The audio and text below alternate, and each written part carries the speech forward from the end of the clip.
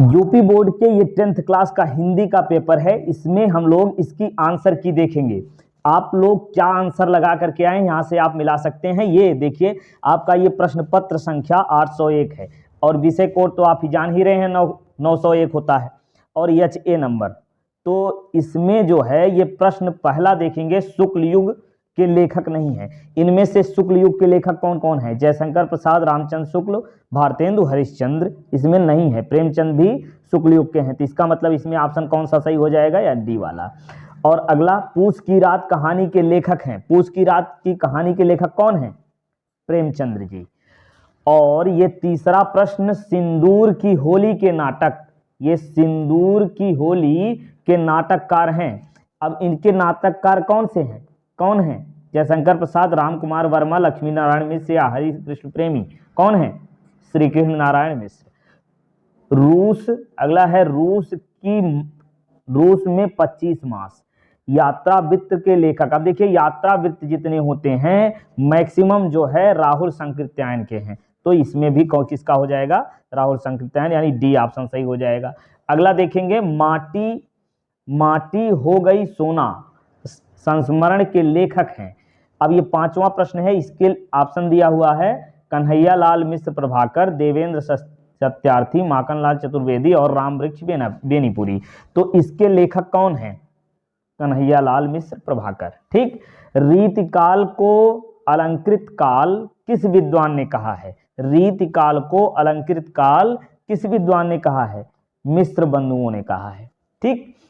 अगला, निम्नलिखित में से कौन सी कृति रीतिकालीन कवि देव की नहीं है?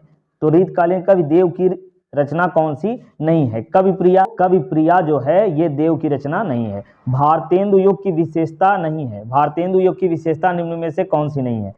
राष्ट्रीयता की भावना, सामाजिक चेतना का विकास, अंग्रेजी शिक्षा का विकास, काव्य भाषा के रूप में खड़ी बोली का प्रयोग। तो हम जानते हैं कि इसमें जो है क्या होगा? काव्य भाषा के रूप में खड़ी बोली का प्रयोग इसकी विशेषता नहीं है।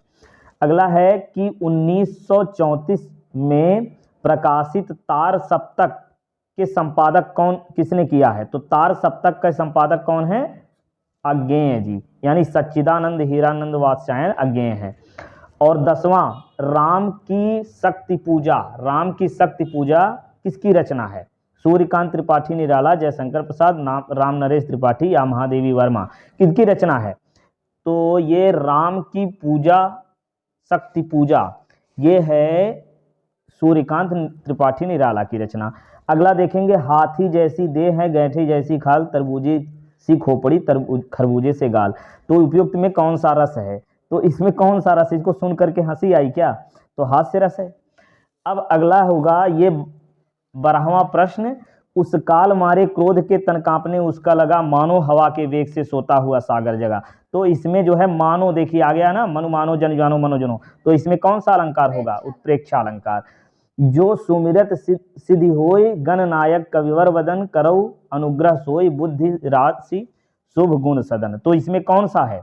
सोरठा है। ये हम लोग उदाहरण इसका पढ़ चुके हैं। देखिए होई सोई इस प्रकार से यदि आ रहा है तो वहां पहचान इसकी है कि क्या हो जाएगा? यहाँ सोरठा अलंकार, सोरठा हो जाए छंद।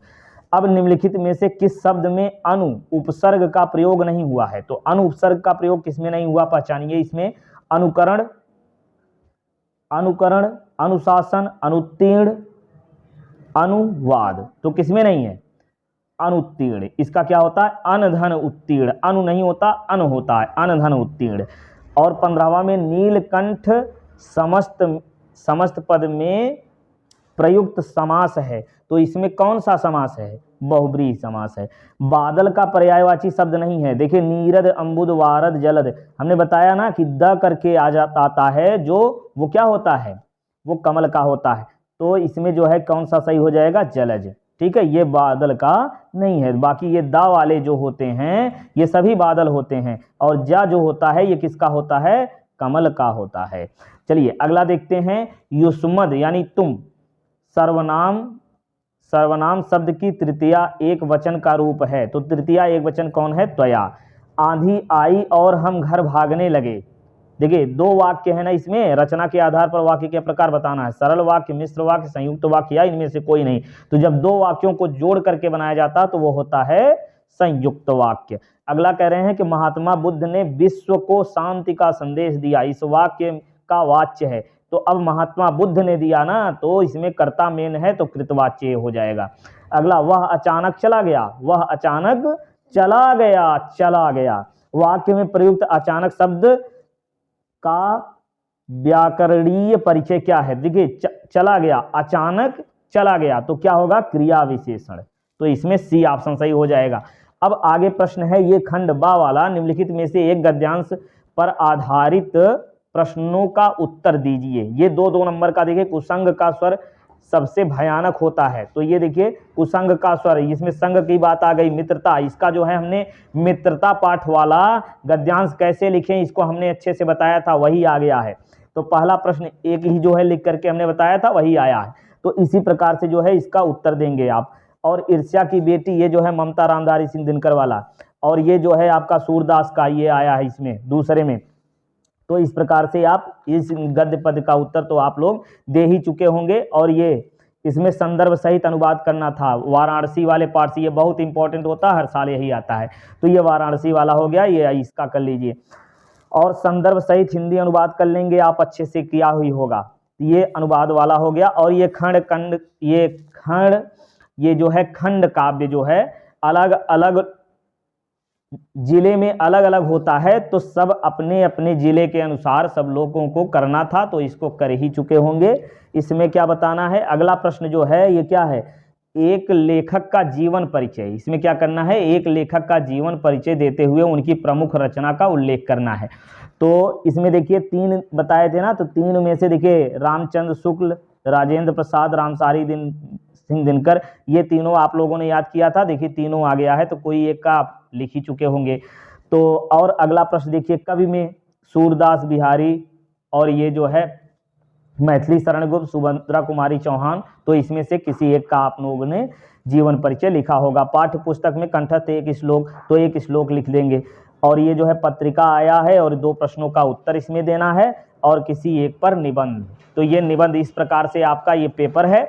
चलिए अब आप लोग मैथ की तैयारी अच्छे से करिए, और इसके लिए जो है रेगुलर वीडियो क्रम से वीडियो पढ़ता रहेगा।